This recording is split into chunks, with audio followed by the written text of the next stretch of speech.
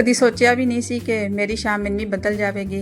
चलो तुहानूं विखानी आ कि मेरी रियल इवनिंग रूटीन जिहड़ी है ना वो की है। हर शाम एक जैसी नहीं होंदी है क्योंकि गर्मियां दे विच जिहड़ी हुंदी है ना रूटीन बदल जाती है। तो अज पहली बार मैं तुहाडे नाल अपनी इवनिंग रूटीन जिहड़ी है ना वो तुहाडे नाल शेयर करदी पई आ। खाना जो है वो मैं 5 बजे खा लैनी हाँ। उस तो बाद तुसीं वेख लो सारे दिन जी है ना की हालत हो जाती है घर की, क्योंकि हुण गर्मियां दे विच ना सवेरे मेरे को सफाई कोई नहीं होंदी है। सिर्फ जी मैं डस्टिंग वगैरह तो पचारा लानी हाँ। उस तो बाद जो 5 का टाइम होंदा ना तो फिर अंदर सारा दिन बंदा अंदर रहिंदा। उस तो बाद मैं अपन सारिया चीज़ां जिहड़ियां मंजे शमंजे चुकदियां बाहर चीज़ां भी आ वेखो जो परदे लटकते पे ना इन्हां नूं भी मैं बंन देवांगी। तो फिर जो मैं चारपाई नूं दी जगह ते रखांगी, कूलर नूं दी थां ते रख के ना तो सब तो पहले जो है ना मैं फिर तुहानूं विखानी हाँ सेन भी पूरे सेन दे विच ना मैं झाड़ू लाना हुंदा। झाड़ू ला के ना तो फिर अगला जो काम है वो मैं तुहानूं दसदी हाँ। आ वेखो जी मैं हुण ला रही हाँ झाड़ू।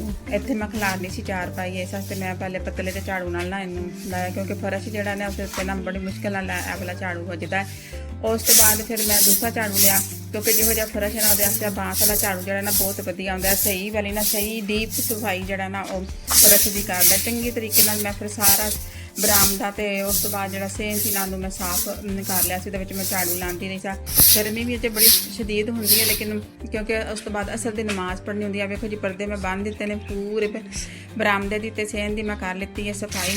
तो हुण मैं जो ना पानी जो ना पानी ला के ना ठंडा करांगी। मोटर से चला रही थी, पाइप ला लिया सी तो हुण पूरे सेन मैं चंगी तरह ना पूरा जो ना टूटी पूरी खोल छड्डी सी ताकि चंगी तरीके जी ना मोटर उधरों मैं चला छड्डी सी कि जो वेड़ा है ना चंगी तरह ठंडा हो जाए।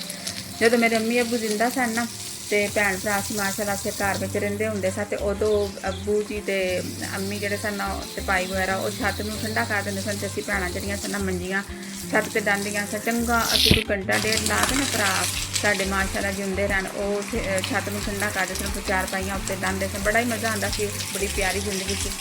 अच्छा जी उस तो बाद फिर मैं नाल बड़ा जो ठंडा किया तो नाल पौधों में भी पानी लाया। तो वेखो हुण माशाअल्लाह मैं बिस्तरे जो मंजियां डाह दित्तियां ने, बिस्तरे ला दित्ते, कितना खूबसूरत मंजर लगता पिया वे। तुहानूं भी देख के तो खुश लगेगा। हुण बाहर सारा मैं सैटिंग कर ली सी ते जिहड़े कमरे ने ना वो हुण रह गए ने, वो भी फिर मैं साफ करके ना तुहानूं दिंदी आं।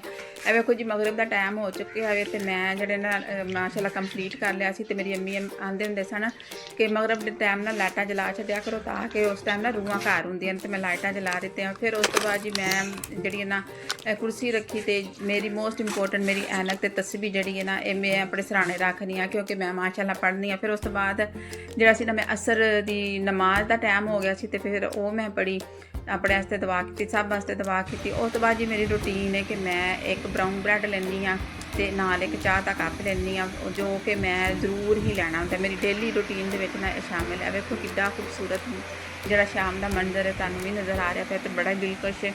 तो इस शाम के मौसम के मंजर के बह के चाह पीनी का तो अपना ही एक स्वाद है। तो मैं शाम में इस टाइम जरूर चाह पीनी हाँ क्योंकि खाना तो जो मैं 5 बजे खा लैनी ना। उस बाद जो मैं फ्री हो जाती हाँ तो फिर मैं थोड़ा जहा स्क्रोलिंग कर लैनी हाँ, मोबाइल वेखदी रहनी या कोई 1-2 ड्रामा जो ना वेख लैनी। तो वेखो माशाअल्लाह मेरा घर कितना सोहना लगता पाया, अल्लाह नज़रां तो बचाए। तो बस फिर भरा का इंतज़ार करीदा, भाई ने आना होंदा, उन्होंने मैं खाना देना होंदा। तो फिर उस तो बाद मैं जिहड़ा ना हुण वहिंदी पई आं ड्रामे शरामे वेख के। तो उस बाद मैं इशा की नमाज़ पढ़दी हाँ। इस दौरान नमाज़ पढ़ जो खत्म हो जाती है फिर भाई आ जाते उन्होंने खाना वगैरह देनी हाँ। तो खाना देने तो बाद जिहड़ा है ना फिर वो रैस्ट करन लग पैंदे ने, बत्तियां शत्तियां बंदाई दियां ने। तो मैं जिहड़ा मैनूं नींद आ जाती तो सो जानी, नहीं तो फिर जिहड़ा ना मैं की आखिदा वे मैं जिहड़े ना ड्रामे थोड़े जे वेख लैनी हाँ, टिकटॉक वेख लैनी हाँ।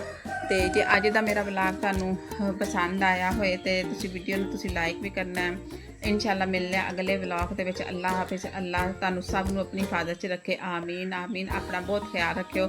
तो मेरे व्लॉग अगर तुहानूं पसंद आए तो लाइक कमेंट भी जरूर करिया करो। बहुत शुक्रिया।